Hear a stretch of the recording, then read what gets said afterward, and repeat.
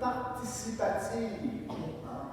En commençant par, si vous remarquez, j'ai des vêtements liturgiques un peu spéciaux, qui sont de couleur or, pour manifester l'importance de la célébration que nous faisons ce soir.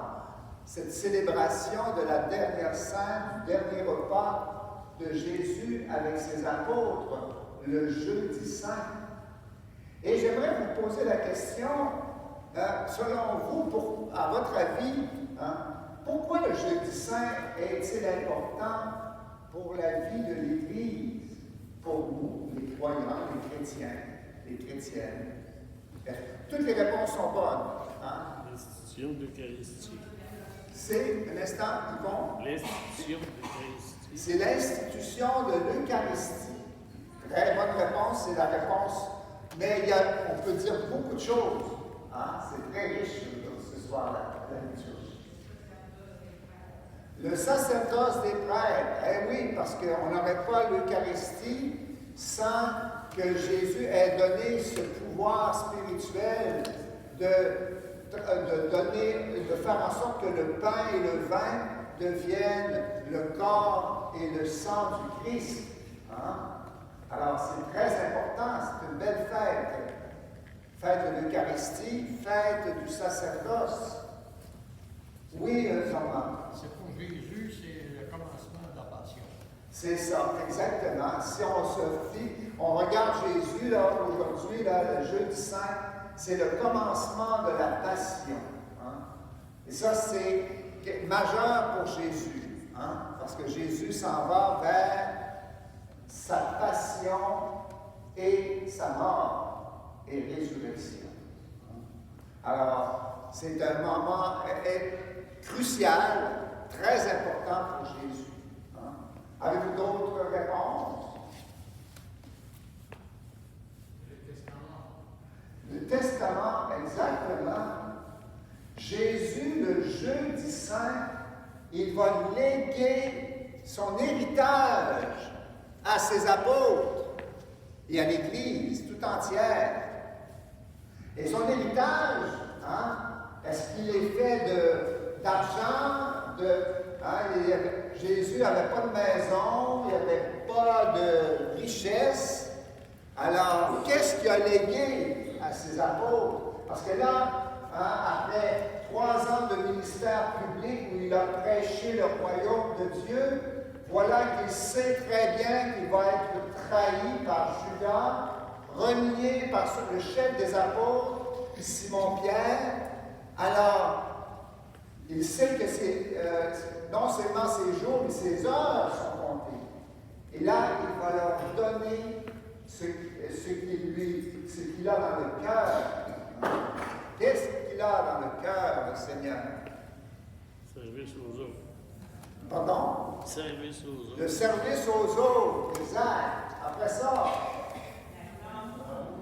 l'amour, exact.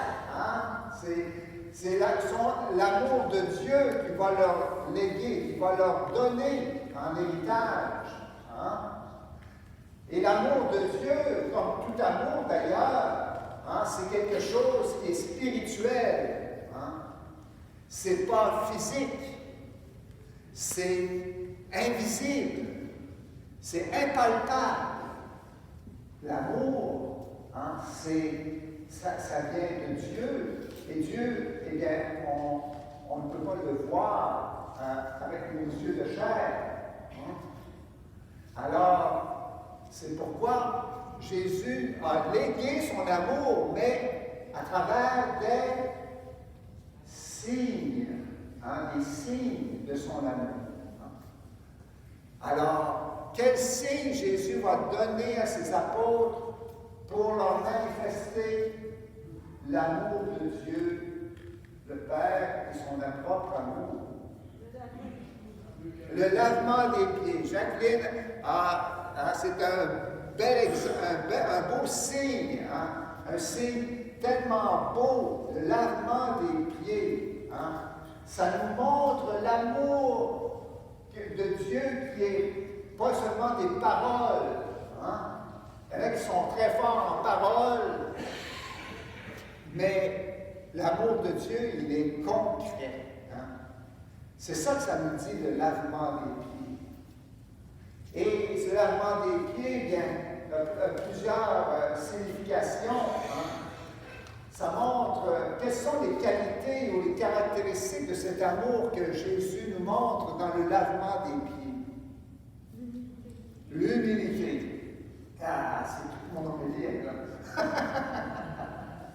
Alors, c'est un amour humble, hein? Un amour qui n'essaie pas de peser sur les autres, mais qui essaie de soutenir les autres. Hein? Un amour humble, ce n'est pas quelqu'un qui s'impose. Hein? Il n'impose pas son amour. Il respecte infiniment l'autre. Hein? Pierre ne voulait pas se faire laver les pieds, mais Jésus ne l'a pas obligé. Mais il l'a fait réfléchir un petit peu. Hein? Parce qu'il dit, si tu ne veux pas te laisser laver les pieds, c'est-à-dire te laisser aimer par moi, ben, tu ne pourras pas entrer dans le royaume de l'amour, où Dieu aime tout le monde qui entre dans le royaume, dans son royaume. Il faut être prêt à se laisser aimer par lui, même si ça déborde un peu nos visions personnelles. Hein, Alors, l'amour humble, c'est s'adapter, c'est être capable d'accueillir, d'accepter hein, l'autre et qui me donne hein, son amour. Y a-t-il d'autres caractéristiques que cet amour que Jésus nous manifeste dans le lavement des pieds à Jeudi Saint, qui nous montre justement jusqu'où peut aller l'amour de Dieu, l'amour de Jésus? Comment? La purification. Oh, si vous avez dû lire mon homélie. Alors, la purification, parce que, au fond, c'est pardonner les fautes. Hein? C'est l'eau qui nous lave, l'eau qui représente le baptême, mais en même temps la miséricorde de Dieu qui donne hein, son pardon sans compter. Alors ça, c'est grand, c'est extraordinaire, c'est vraiment ça, là, on voit l'amour de Dieu à travers ça, hein, surtout à travers ça. Hein, le pardon. Nous, c'est très difficile de pardonner. Pour Dieu, c'est possible, c'est même pour lui facile parce qu'il est Dieu. Hein, mais sachons que si nous nous mettons à la suite de Jésus, nous sommes invités à aimer nos frères et nos sœurs de la même manière que Jésus nous aime à travers ce signe de l'amour, du lavement des pieds. Hein. Donc, être prêt à pardonner, à se pardonner mutuellement, parce que c'est jamais 100% de l'autre, de mon côté, puis les autres, c'est 0%. Je suis une personne immaculée. Hein. Alors, on fait tous des erreurs, on fait tous des bêtises, on manque d'amour, et on a besoin du pardon des autres, et on a besoin de pardonner aux autres. Hein. C'est ça que nous dit l'héritage de l'amour de Jésus pour nous faire entrer dans le royaume de l'amour. Et puis, il y a un deuxième signe de l'amour que Jésus nous donne, et vous l'avez mentionné tout à l'heure, hein, c'est l'Eucharistie. C'est ça que tu voulais dire, hein, Junior? Alors, Jésus qui, là, nous aime d'un amour incroyable parce que là, il veut se faire proche de nous. Il veut être le plus intime à nous. Et comment il a justement pensé dans son imagination divine à se faire proche de nous en faisant en sorte que nous l'ingérions, hein, comme la nourriture, pour que nous puissions nous laisser transformer de l'intérieur par le corps, le sang, l'âme, la divinité de Jésus à laquelle nous communions à la messe. C'est un grand pouvoir. Jésus ne fait pas simplement nous dire son amour en nous donnant sa vie. Hein? Il n'y a pas de plus grand amour que de donner sa vie pour ceux qu'on aime. Et où ce soir, il dit dans l'Évangile, Jésus, ayant aimé les siens qui étaient dans le monde, les aimant jusqu'au bout. Hein?